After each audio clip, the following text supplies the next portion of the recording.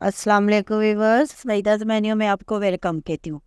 Viewers, آج میں بنا رہی ہوں چکن ٹکا مسالہ۔ ویورس، یہ بہت ہی زبردست قسم کی ڈش ہے، یہ ہماری ڈش ہے لیکن دوسرے ممالک میں یہ بہت پسند کی جاتی ہے، خاص کر لندن میں اس کو نمبر 1 ڈش کہا جاتا ہے۔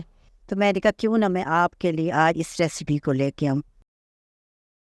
سب سے پہلے میں نے آئل ڈالا ہے 1 بڑا چمچہ، جس کے ساتھ میں پکاتی ہوں وہ بھر کے آئل کا۔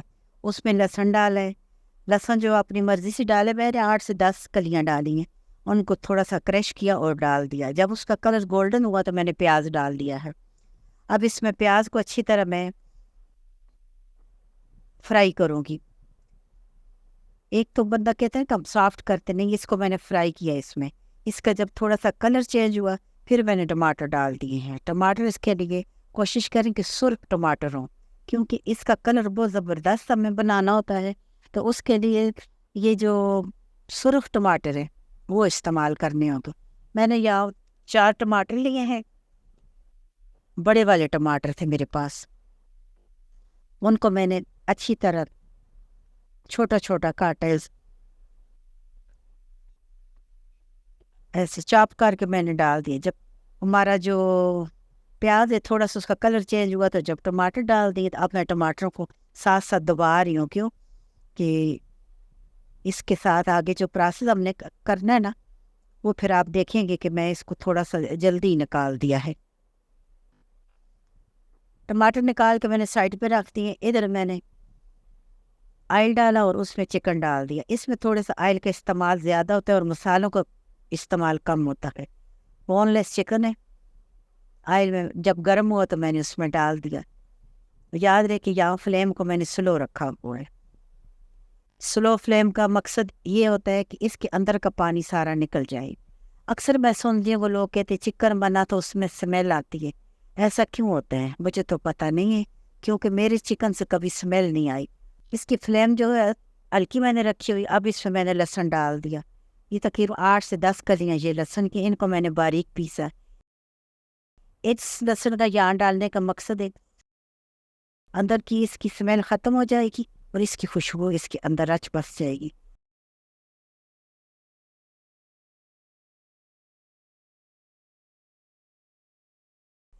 ہم اس کو ڈھانپ کے ہلکی آنچ پہ بنا رہے ہیں، جب تک اس کے اندر کا پانی نکل نہیں جاتا، ختم نہیں ہو جاتا، اس وقت تک ہم نے اس کو ڈھانپ کے بنانا ہے۔ اور اس کو تھوڑی تھوڑی دیر کے بعد ہم نے دیکھنا ہے۔ یہ دیکھیں چکن کا پانی جو ہے نکل گیا ہے، آپ کو نظر آ رہا ہے۔ نمک ڈال دیا، تھوڑی دیر اس کو پھر ڈھانپتے ہیں۔ اس کو ڈھانپنے سے یہ سافٹ ہو جائے گا۔ اب ہمیں اس کو مزید سافٹ کرنے کی ضرورت نہیں پڑی۔ یہ چکن کا اپنا پانی ختم ہو چکا ہے، جو آئل میں نے ڈالا تھا اس میں اب اس چکن کو ہم بھون رہے ہیں۔ اس کا کلر ہم چینج کریں گے، یا تھوڑی سی فلیم کو ہم نے زیادہ کرنی ہے۔ میڈیم سلو تھی ہماری، اب ہم نے میڈیم پہ رکھ دی ہے فلیم۔ اس چکن کو ہم اس میں گولڈن کریں گے۔ سافٹ ہو چکے ہیں، ہلکا سا پانی کا چھینٹا دیا ہے، جہاں آپ کو ضرورت پڑے آپ لوگ پانی کا چھینٹا دے سکتے۔ یہ نہیں کہ میں نے نہیں دیا تو آپ بھی نہ دیں، نہیں، آپ اپنی ہانڈی کو دیکھیں، چکن کو دیکھیں، جہاں اس کو ضرورت ہے آپ وہاں چھینٹا دیں۔ مجھے یہاں ضرورت پڑی ہے، میں نے ادھر اس کو ہلکا سا چھینٹا دیا۔ یہ دیکھیں، یہ اپنے آئل یہ دیکھیں، یہ اپنے پانی میں چکن سافٹ ہو چکا ہے۔ اس کے بعد جو گھی میں نے ڈالا تھا، اب اس میں اس کو میں ایک طرح کا فرائی کر رہی ہوں۔ اس میں کلر جو ہے نا گولڈن آ چکا ہے۔ اب ہلدی اور مرچ ڈالی ہے، نمک تو میں نے آپ کے سامنے ابھی ڈال دیا تھا شروع میں، ساتھ ہی پانی کا چھینٹا ڈال دیا ہے۔ پانی کا چھینٹا اس لیے میں نے دیا ہے کہ جو میں نے مسالہ بھی ڈالا ہے نا، پاؤڈر مسالہ اس کو کہتے ہیں، اس کا کلر نہ چینج ہو۔ چل یہ بہترین، اس کو میں نا بہترین طریقے سے اس کو میں تیار کر رہی ہوں۔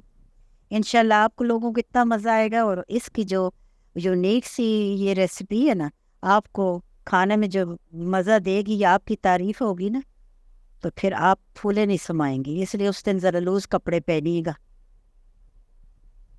چلے، چکن تو ہمارا صاف تھا۔ مسالہ جو میں نے آپ کے سامنے ابھی تیار کیا تھا اس کو میں نے گرائنڈر میں ڈالا، ये जूसर में मैंने डाला है اور اس کو میں نے ہلکے ہلکے 2 دفعہ ٹچ کیا ہے. بہت اس کو مسالے کو نا ملائی نہیں بنانی، دانے دار چھوڑنا ہے. ایک دفعہ میں نے پریس کیا چھوڑا، دوبارہ پریس کیا چھوڑ دیا، بس اس سے زیادہ نہیں. اور جب چکن ہمارا سافٹ ہو گیا، گولڈن ہو گیا، اس کے اوپر میں نے یہ ڈال دیا. اب دونوں چیزیں تو پکی ہوئی ہیں، تھوڑی سی فلیم اس لیے تیز ہے کہ اب ہم نے ان دونوں چیزوں کو نا آپس میں مکس کرنا، مسالے ایک دوسرے میں نا رچ بس جائے. یہ دیکھیے یہاں آ کے میں نے سبز مرچ ڈالی، میں پہلے بھی ڈال سکتی تھی، نہیں. یہاں ہماری اب اس کی جو گریوی بن رہی ہے نا، جو تیار ہے سارا کچھ، اس میں اس کی خوشبو رہے گی. اگر شروع میں ڈالتے تو یہاں تک اتنی دفعہ یہ پکتا کہ اس کی مرچوں کی جو خوشبو ہے نا وہ ختم ہو جاتی، لیکن نہیں، یہاں ہم نے ڈالی ہے، اب اس کی خوشبو شامل ہو گئی. اچھی طرح ہم اس کو مکس کریں گے اور بھونیں گے اس کو. یہاں پہ فلیم کو تھوڑا سا میں نے اب سلو کیا، پہلے تیز تھی، اب میں نے اس فلیم کو سلو کر دیا. ویورس مجھے اپنے پیارے پیارے کامنٹس میں بتائیں کہ آج کی ریسیپی جو آپ کے ساتھ میں نے شیئر کی ہے کیسی لگی ہے. بہت اچھی طرح یہ تیار ہو چکا ہے. یہاں آپ اپنے حساب سے گریوی رکھ سکتے ہیں. کیوں؟ اگر آپ چاہیں تو اس میں آپ آدھا گلاس پانی بھی ڈال سکتے ہیں. زیادہ بندے ہیں تو آپ اسی میں پانی ڈال دیں، یہ کافی ہوگی. اس میں آپ دہی بھی ڈال سکتے ہیں، اگر آپ کو پسند ہے تو آپ دہی بھی ڈال دیں.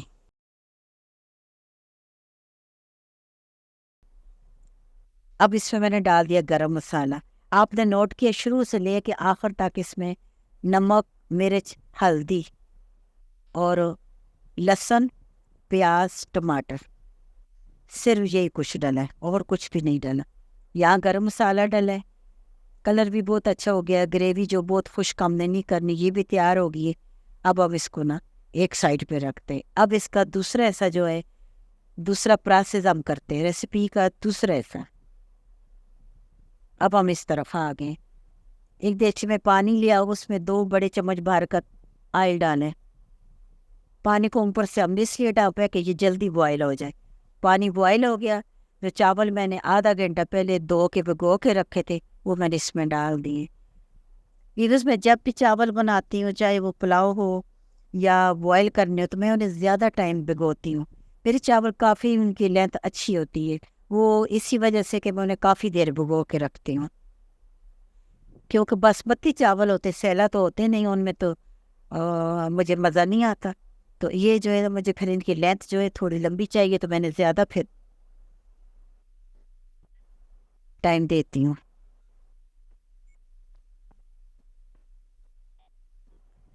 یا اس میں جو نمک ڈالا ہے وہ تھوڑا زیادہ ڈالا ہے. کچھ چاولوں میں نمک چلا جائے گا، جو فالتو ہوگا ہم اس نمک کو پانی میں وہ ضائع ہو جائے گا.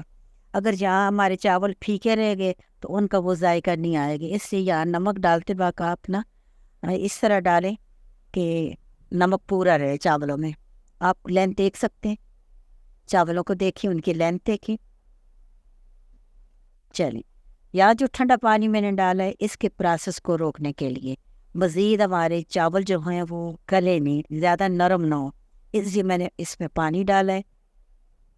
پانی جب بوائل ہوگا تو چاول ابھی سافٹ ہمارے جو ہیں نا مزید نہیں ہوں گے. بس پانی بوائل ہوا، یہ دیکھیں چاولوں کو دیکھیں، یہ بس. اب ہم اس کے جو تھوڑا بہت پانی ہے ہم اس کو گرا دیں گے.